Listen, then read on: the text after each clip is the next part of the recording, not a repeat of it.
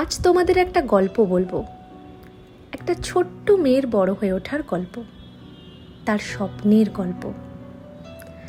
আর 5টা মেয়ের মতোই সে বড় হচ্ছিল, আশেপাশের মানুষদের নিজের ভেবে, যে বাড়িতে সে বড় হয়েছে সেটাকে নিজের বাড়ি ভেবে, নানা রকমের ভালো লাগা মন্দ লাগা এই সব কিছু নিয়েই কেটে যাচ্ছিল তার দিনগুলো।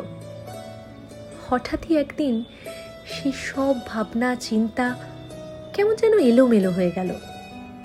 সে বুঝল যে বাড়িটায় সে এত বছর ধরে বড় হয়েছে, যেটাকে সে নিজের বাড়ি বলে ভেবে এসেছে, সেটা তার নিজের বাড়ি নয়।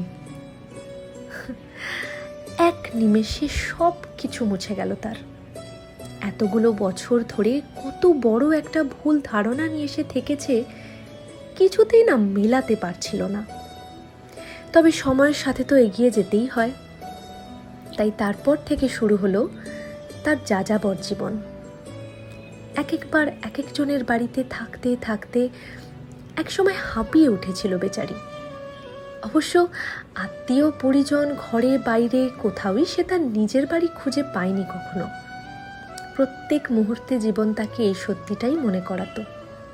চারপাশের সব কিছু, প্রতিদিন ঘটে যাওয়া প্রতিটা ঘটনা তাকে বুঝিয়ে দিত এই পৃথিবীর কোনো কিছুই তার নিজের নয়। তবে এই খারাপ লাগাগুলো একটু একটু করে জমতে জমতে তার মনের মধ্যে তৈরি করলো এক অদ্ভুত জেদ। একদিন সে তার নিজের বাড়ি বানাবে। কিন্তু সে জানতো না একটা বাড়ি বানাতে ঠিক কতটা টাকা পয়সার প্রয়োজন হতে পারে। বিন্দু মাত্র আন্দাজ ছিল না তার। তাই সে কখনো অটো ভাড়া বাঁচিয়ে, তো কখনো পকেট মানি বাঁচিয়ে এইসব করে টাকা জমাতে চেষ্টা করত। একবার তো খবরের কাগজে বিজ্ঞাপন দেখে সে বাড়ি থেকে অনেক দূরে অচেনা একটা জায়গায় চলে গিয়েছিল, কোনো রকমের বিপদের পরোয়া না করেই। সেখান থেকে সে নিয়ে এসেছিল এক গাদা টিপ। পড়াশোনা তো চলছিলই, কিন্তু আরও নানাভাবে কি করে তাড়াতাড়ি টাকা জোগাড় করা যায় সেই তাড়নায় মরিয়া হয়ে উঠেছিল সে। কিন্তু এই যে বললাম, তার বিন্দু মাত্র কোনো আন্দাজ ছিল না। কিন্তু সে থামেনি। বাড়ির লোকের বকুনি, অসন্তোষ সব কিছুকে এড়িয়ে সে নিজের মতো করে চেষ্টা চালিয়ে গেছে বছরের পর বছর। স্কুল শেষ হয়ে কলেজ, তারপর ইউনিভার্সিটি, তারপর আরও অনেক পড়াশুনো। সব কিছু করেও সে দেখল না, টাকা জোগাড় হয়নি তখনও। ততদিনে অবশ্য একটু জ্ঞান বেড়েছে, সে সাথে অল্প একটু বুদ্ধিও। তবে মেয়েটা বরাবরের বোকা। সেই প্রসঙ্গ আজ না হয় থাক। যাই হোক, এত কিছুর পর সে ভাবল এবার একটা চাকরির প্রয়োজন। তবে সে কখনো চাকরি করতে যায়নি, সব সময় চেয়েছিল বাড়িতে থেকে ঘর সামলাতে। তবে পরিস্থিতি আর ভাগ্য তাকে সেই সুযোগ দিল না। তাকে টেনে আনলো চাকরি করতে। সেখানে এসেও তার একটাই লক্ষ্য, টাকা জমাতে হবে। তাই কাছের মানুষদের কাছে, বন্ধু মহলে সে কিপটে বলে পরিচিত হলো। না, এইসব কিছুর জন্য সে কখনোই নিজেকে কারোর কাছে এক্সপ্লেন করতে যায়নি। কারণ সারা জীবন ধরে তার অর্জুনের মতো একটাই পাখির চোখ, বাড়ি। তারপর আস্তে আস্তে সময় স্রোতে ভেসে ভেসে তার জীবনের গতি গিয়ে মিলল অন্য একটা মানুষের সাথে, তার ভালোবাসার মানুষটা। অনেকগুলো বছর আলাপের পর তার সাথে বিয়েও হলো। অদ্ভুত বিষয়, এত কিছু উথাল পাথালের মধ্যেও সে কিন্তু তার লক্ষ্য ভোলেনি। আগে অবশ্য এই লড়াইটা তার একারই ছিল, আর এখন তার সাথে একটা মানুষ আছে যে তাকে সাপোর্ট করে। তবে বয়সের অনেকটা আগে সেই মানুষটাকেও বেশ খানিকটা ম্যাচিওর হতে হয়েছে।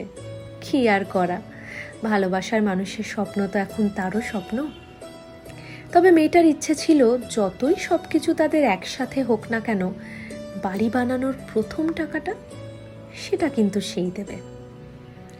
সারা জীবনের জমানো পুঁজি দিয়ে সে যখন বাড়ির জন্য টাকা দিয়ে এলো, অদ্ভুত একটা তৃপ্তিতে মনটা ভরে গেল। কিন্তু জীবন তার অত সহজ ছিল না। সেই ফ্ল্যাট বুকিংয়ের পর ক্যান্সেল হয়ে গেল। তখন জীবনে নেমে এলো আরো নানা রকমের বিপর্যয়। এবার একটু ভেঙে পড়ল সে, আর যে পারে না। কি জানি, প্রভু হয়তো চান না তার নিজের বাড়ি হোক। জীবনকে এক প্রকার মেনে নিয়েই সে তখন এগোতে লাগলো। তবে মাথা থেকে বাড়ি বানানোর স্বপ্নটা কিন্তু মুছে যায়নি তখনও। আবার কিছুদিন পর সে একটা অন্য ফ্ল্যাট বুক করলো। যখন সব কিছু পারফেক্ট, অলমোস্ট হয়েই গেছে প্রায়, ঠিক তখনই আবার বাধা। সেই মুহূর্তে দুটো মানুষ শুধু দুজনকে আঁকড়ে কোনো রকমে বেঁচে থেকেছে আর প্রাণ ভরে প্রভুকে ডেকে গেছে। কারণ তিনি শক্তি না দিলে এবার তো তারা আর পারবে না। সমস্ত দুনিয়া একদিকে আর ওরা একদিকে। বলেছিলাম না, মেয়েটার আর কিছু থাকুক না থাকুক, জেদ আছে 16 আনা।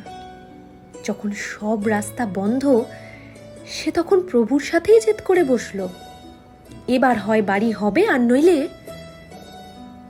প্রভু তখন এমন একটা উপায় তাদের সামনে এনে দিলেন, যেদি মেয়েটা জীবনের সব কিছু বাজি ধরে সেই পথটাই বেছে নিল। আসলে এখন এমন একটা ধর্মের পথে সে চলতে শিখে গেছে যে হাজারো বিপদ থাকলেও তার মাঝখানে সে শুধু ভালোটাই দেখতে পায়। হয়তো পরে কোনোদিন তোমাদের সেই গল্প বলবো, সেই ভয়ানক জেদের গল্প, জীবনের সবচেয়ে বড় বাজি ধরার গল্প। যাই হোক, অনেক ঝড় ঝাপটা পেরিয়ে, অনেক জেদ করে শেষ পর্যন্ত তাদের ফ্ল্যাট নেওয়া হলো। আর আজ সেই বোকা জেদি মেয়েটার এত বছরের প্রতীক্ষিত বাড়ির গৃহপ্রবেশ।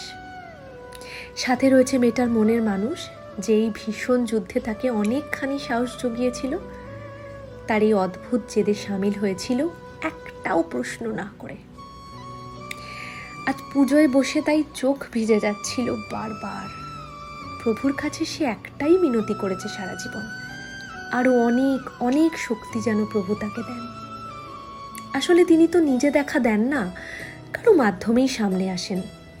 আর এই মানুষ দুটো খানিকটা সেরকমই এসেছিল মেয়েটার জীবনে। দুদিক দিয়ে আগলে বেশ পার করে দিয়েছে জীবনের একটা বিশাল বড় সাঁকো। পুজোর দিনেও তাকে সব কিছু ভালোভাবে মিটিয়ে দেওয়ার জন্য অনেক মানুষ ছিল, যেন সব কিছু আগে থেকেই ঠিকই হয়ে আছে। এত অদ্ভুত না, ঠিক বলে বোঝানো যায় না হয়তো। সেদিনের কিছু ছবি, কিছু মুহূর্ত শেয়ার করলাম তোমাদের সাথে।